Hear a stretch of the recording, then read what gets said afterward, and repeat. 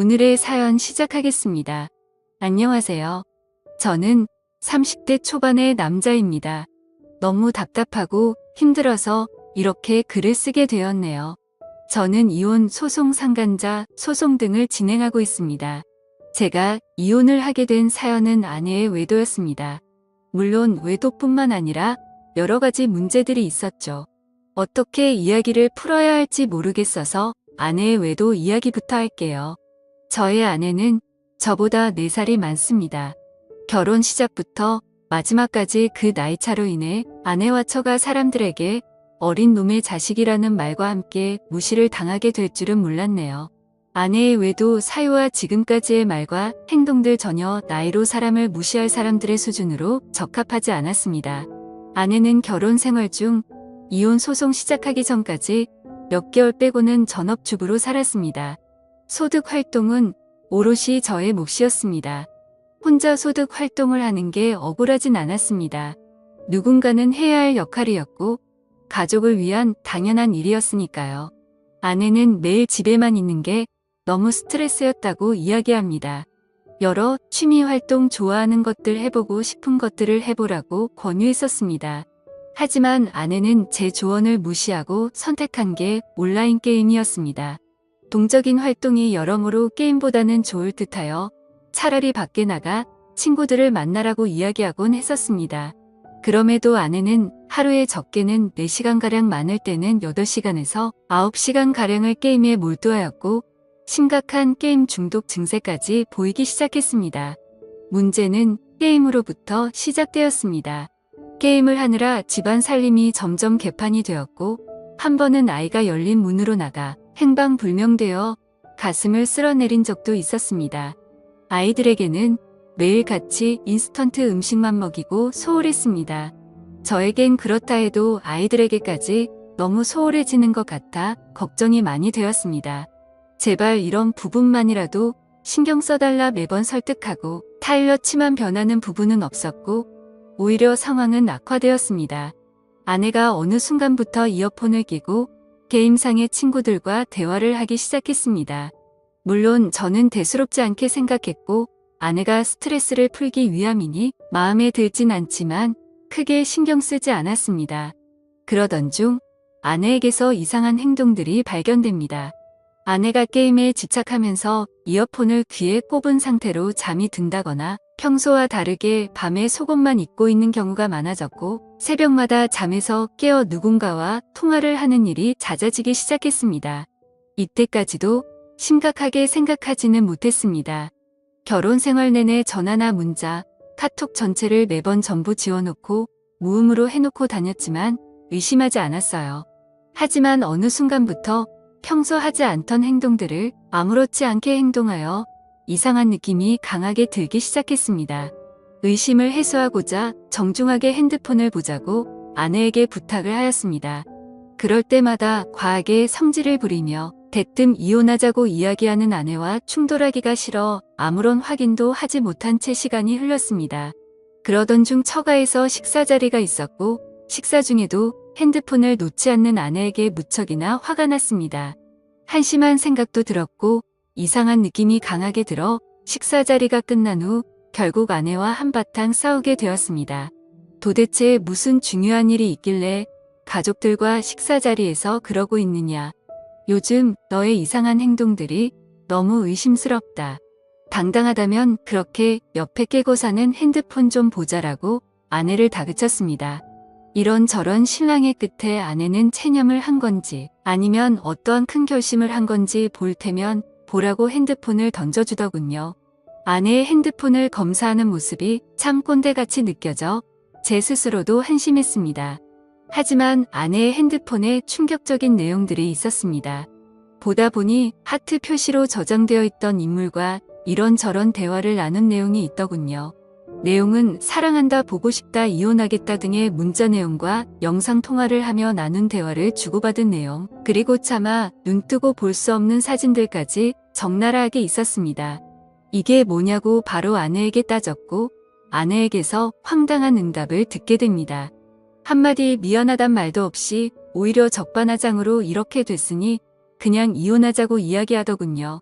그냥 게임 속 작은 문화다. 실제로는 전혀 이상한 일 없는데 의처증으로 왜 사람 피곤하게 하냐고 합니다. 차라리 그냥 이혼하자며 이혼 후에는 차라리 본인도 자유롭게 살겠다며 이 생활이 너무 지치고 힘들다고 따집니다. 이혼하면 그냥 핸드폰 대화 내용 속에 그 상대와 잘해보겠다고 하면서요. 처음에는 믿기지 않았습니다. 아니, 믿고 싶지 않았지요. 한편으로 멍하기도 하고 너무 황당해서 그랬는지 오히려 아무렇지도 않은 느낌이 들었네요. 결국에는 게임으로 그 외도 상대를 만났고 그놈과 게임도 같이 하고 영상통화, 카톡, 문자, 전화 등 심지어 전화상으로 더러운 영상통화까지 했더군요. 제가 같은 집에 살고 있는데 이런 말도 안 되는 짓거리를 하고 있었습니다. 아내와는 정말 말이 안 통했습니다. 일단 전 그놈과 아내에게서 진심 어린 사과를 받고 싶었습니다. 아내의 상간남과 통화를 하게 되었습니다. 증거가 모두 있는데 본인은 전혀 알지 못하고 해당 내용은 모른다고 잡아떼더군요. 이 쓰레기 같은 자식이 아직 어려서 그런지 새삼을 좀 모르는 것 같아 이러저러한 향후 절차를 말해주며 겁을 주니 실토를 합니다. 옆에 아내에게도 똑같은 질문을 물어보면 아내가 거짓말을 하는 건지 상간남과 서로 말이 맞지 않더군요. 그래서 저는 체크를 하면서 하나하나 따졌고 상황이 이상하게 돌아가는 걸 감지한 그놈은 전화를 일방적으로 끊었습니다. 전부 거짓으로 그놈과 짜고 치던 거짓말들이 적나라하게 드러나게 되었습니다. 그걸 참 그동안 바보같이 몰랐었네요. 너무 많이 믿고 살았나 봅니다.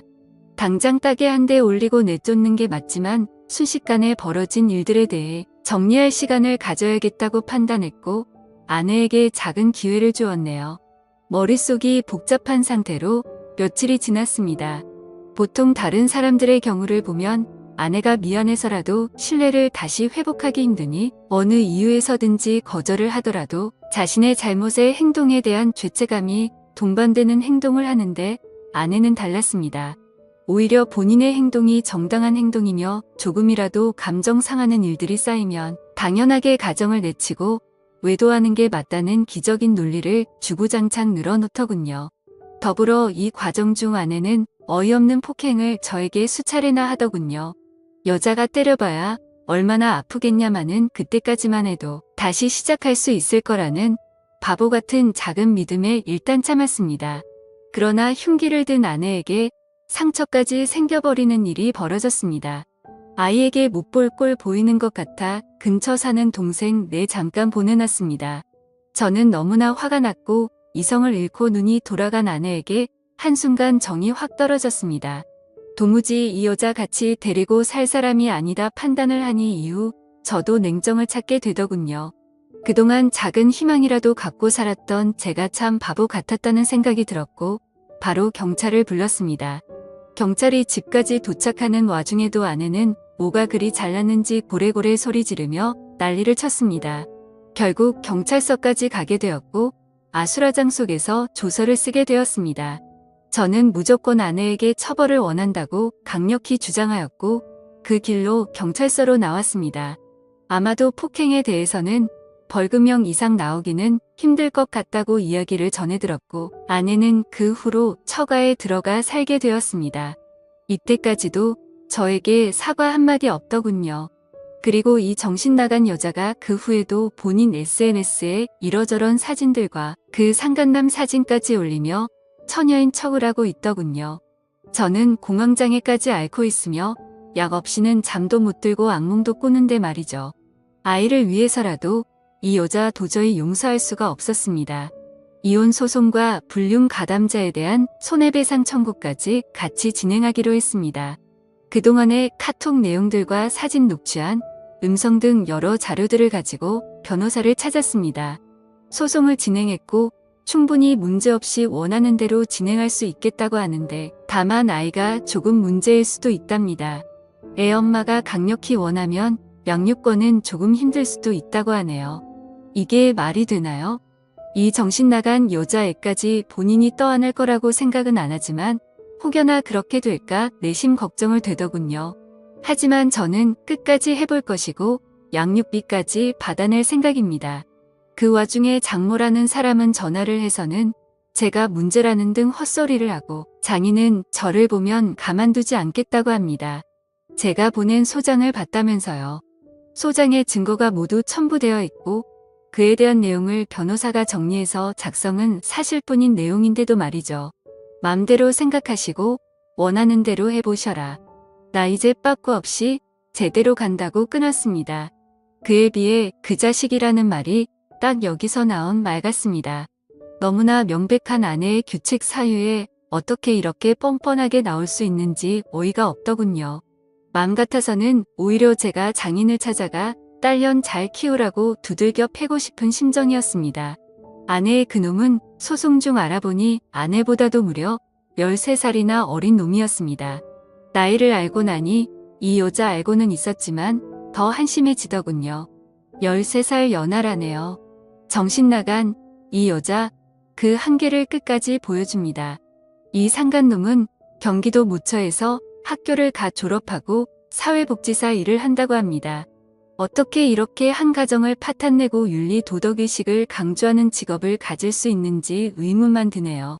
이 년놈들 끝까지 타협 없이 제 남은 인생 모두 투자해 인생 망하게 해주렵니다. 못난 제 사연 끝까지 들어주셔서 감사합니다. 좋은 하루 보내시고 좋은 반려자와 평생 행복한 일만 가득하시길 바라겠습니다. 저는 오늘도 힘들지만 힘을 내보렵니다. 오늘의 사연 들어주셔서 감사합니다. 여러분의 생각은 어떠신지 댓글 달아주세요. 재미있게 시청하셨다면 구독, 좋아요 부탁드립니다.